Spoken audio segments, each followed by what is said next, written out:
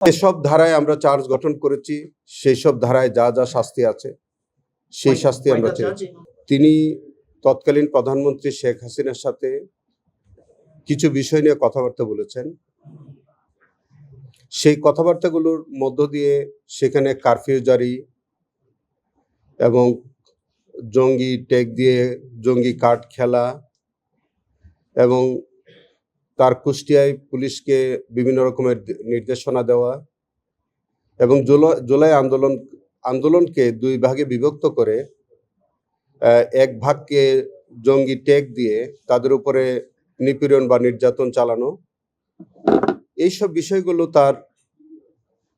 তার কথোপকথনের মধ্যে ছিল।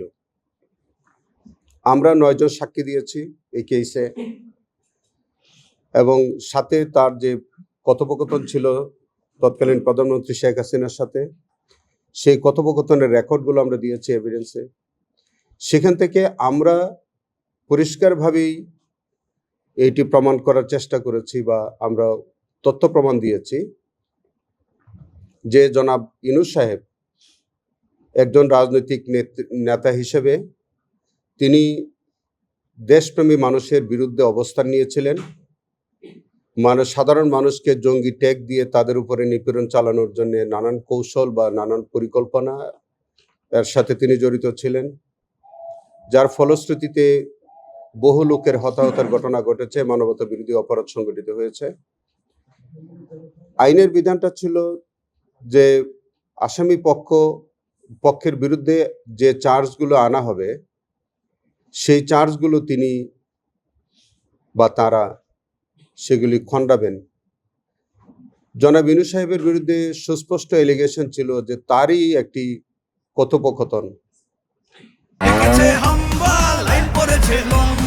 কি হয়েছে? মিনিস্টার ফ্রিজ কিনে হাম্বা জিতেছে। মিনিস্টার ফ্রিজ কিনুন, হাম্বা জিতুন, আরো আছে আকর্ষণীয় উপহার।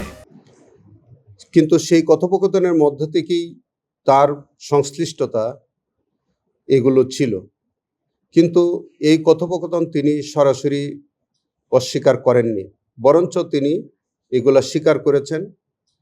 বরঞ্চ তার আইনজীবী বলেছেন যে তখন যারা আন্দোলনকারী ছিল তাদের এই কার্যক্রমটাকে তারা টেরোরিস্টদের কার্যক্রম বলে তিনি আখ্যায়িত করেছেন এবং টেরোরিস্টকে প্রিভেন্ট করার জন্য বিভিন্ন কার্যক্রম বা বিভিন্ন রকমের পদক্ষেপ তারা নিয়েছেন বলে তিনি তাদের এই কার্যক্রমকে বরঞ্চ জাস্টিফাই করার চেষ্টা করেছেন।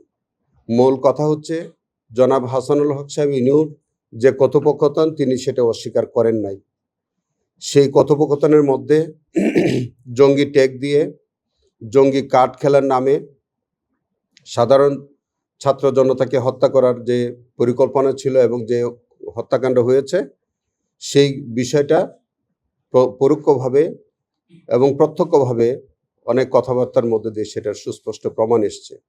এইগুলি তিনি অস্বীকার করেন নাই এবং একজন রাজনৈতিক নেতা হিসেবে superior command responsibility, individual responsibility এবং তার প্রত্যক্ষভাবে তিনি সরাসরি মাঠে না থাকলেও তার প্ল্যান, তার পরিকল্পনা এবং তৎকালীন প্রধানমন্ত্রীর সাথে তার যে কথোপকথন সমগ্র বিষয়গুলো তিনি এবং প্রধানমন্ত্রী এবং তার মন্ত্রিসভার অন্যান্য নেতৃবৃন্দের সাথে তার যে একটা কনস্পিরেসি ছিল, ক্রিমিনাল কনস্পিরেসি ছিল, সেটি আমরা আদালতে আজকে যুক্তিতর্কের মধ্যে দিয়ে আমরা তুলে ধরেছি এবং আমরা মাননীয় ট্রাইব্যুনালের কাছে তার বিরুদ্ধে যে আনিত যে চার্জগুলো আছে সেই চার্জগুলোর উপযুক্ত যে চার্জগুলোর প্রমাণ সাপেক্ষে উপযুক্ত শাস্তি আমরা দাবি করেছি।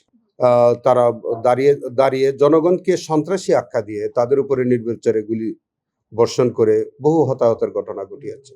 আমি আমার আর্গুমেন্টে সেই কথাটাই বলছি যে একজন রাজনীতিবিদকে অবশ্যই জনগণের ভাষা বুঝতে হবে। জনগণ যদি কোনো সরকারের বিরুদ্ধে অবস্থান নেয় তখন জনগণের এই যৌক্তিক দাবিকে মানতে হয়, কিন্তু তারা সেই জনগণের দাবির বিপক্ষে অবস্থান নিয়ে বরঞ্চ উল্টা জনগণকে সন্ত্রাসী আখ্যা দিয়ে তাদের উপরে নির্বিচারে গুলি করে হত্যা করে মানবতা বিরোধী অপরাধ সংগঠন। উপযুক্ত এসব ধারায় আমরা চার্জ গঠন করেছি, সেই সব ধারায় যা যা শাস্তি আছে সেই শাস্তি আমরা চেয়েছি।